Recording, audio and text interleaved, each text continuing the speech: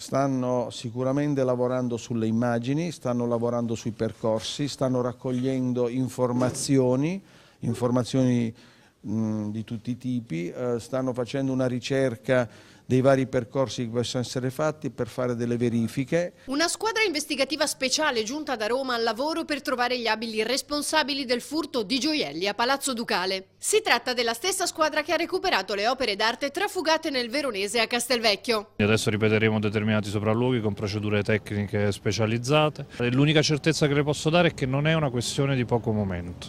Ci vorrà tempo per analizzare tutte quelle poche tracce che ci hanno lasciato. L'unica certezza è questa, non è questione di poco.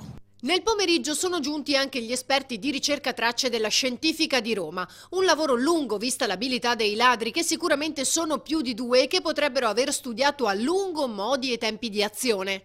Il periodo della mostra è stato un periodo lungo, quindi ha sicuramente consentito di poter fare sopralluoghi, verifiche e poi tentare il colpo che è riuscito. Utilizzando strumenti che consentissero un'azione rapida e tecnologicamente rallentando gli impulsi.